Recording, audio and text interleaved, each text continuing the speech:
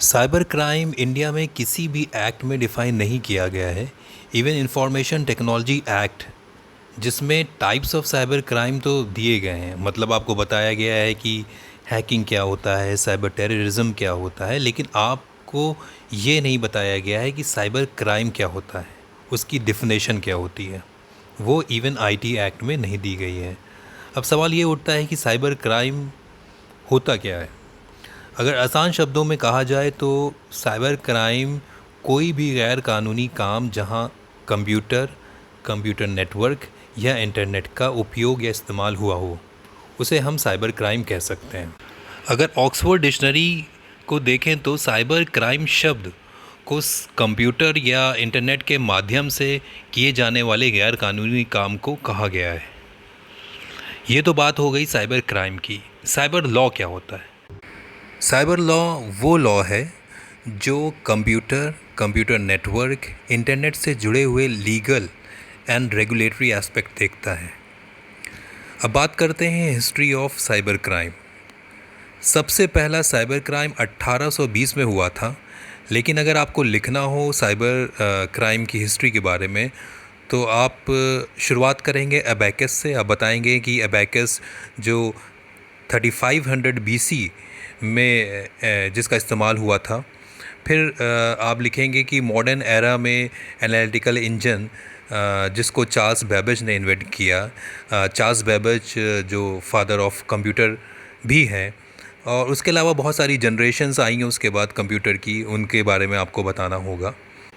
खैर, अब बात करते हैं सबसे पहले साइबर क्राइम की, जो 1820 में हुआ था। 1820 में फ्रांस में जोसेफ मैरी जैक्वर्ड, जिसका कपड़ा बनाने की इंडस्ट्री थी, जैक्वर्ड ने लूम में एक ऐसी मशीन फिट की जिससे कपड़ा बनाने के कॉम्प्लेक्स मेथड को आसान किया गया।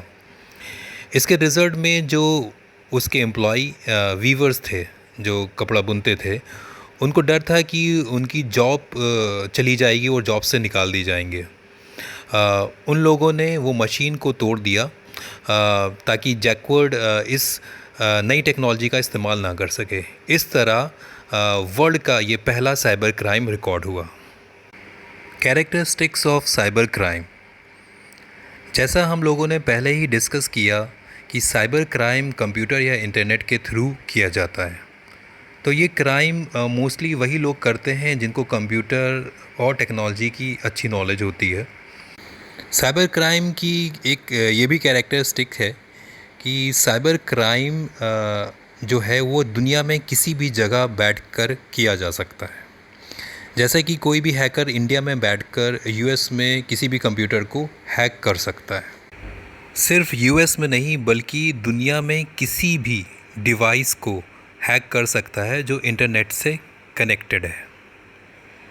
साइबर क्राइम एक वर्चुअल वर्ल्ड में होता है और क्रिमिनल फिज़िकल या रियल वर्ल्ड में प्रेजेंट होता है जो वो क्राइम करता है।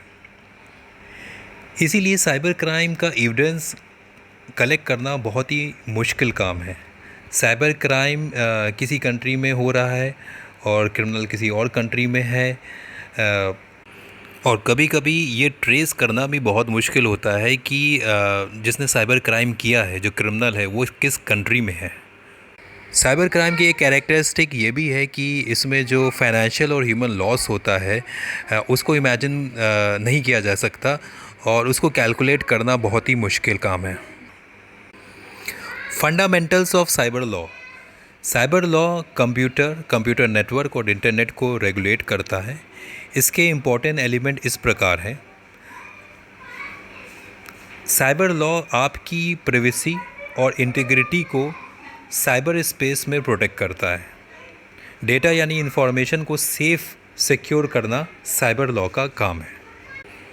Cyber law intellectual property rights जैसे कि कॉपीराइट, ट्रेडमार्क एंड पेटेंट को प्रोटेक्ट करता है साइबर स्पेस में। Cyber law he rule and regulation बनाता है कि डिजिटल कंटेंट कैसे डिस्ट्रीब्यूट हो। साइबर लॉ डिफ़ाइन करता है कि कौन सा एक्ट साइबर क्राइम है और उसकी क्या पनिशमेंट होनी चाहिए। हम जो भी ऑनलाइन शॉपिंग करते हैं वो भी साइबर लॉ के थ्रू ही रेगुलेट होता है। साइबर लॉ लीगल फ्रेमवर्क बनाता है, जैसे इंफॉर्मेशन को सिक्योर किया जा सके और साइबर अटैक से बचा जा सके। जुरिस्डिक्शन, जैसे कि हम लोग ने पहले ही डिस्कस किया था कि साइबर क्राइम कोई इंडिया में बैठा हुआ व्यक्ति अमेरिका में कर सकता है। साइबर लॉ जुरिस्डिक्शन यानी क्षेत्र अधिकार डिफ़ाइन करता है। ये बहुत ही इम्पोर्टेंट एलिमेंट है, क्योंकि ऑनलाइन एक्टिविटी की कोई सीमा नहीं होती। इंटरनेट के माध्यम से आप हर उस कंप्यूटर से जुड़ जाते हैं जो इंटरनेट से जुड़ा हुआ है। आप और भी फंडामेंटल एलिमेंट्स लिख सकते हैं, क्योंकि टेक्नोलॉजी हर रोज़ ग्रो कर रही है और साथ में cyber crime and cyber law. Thank you.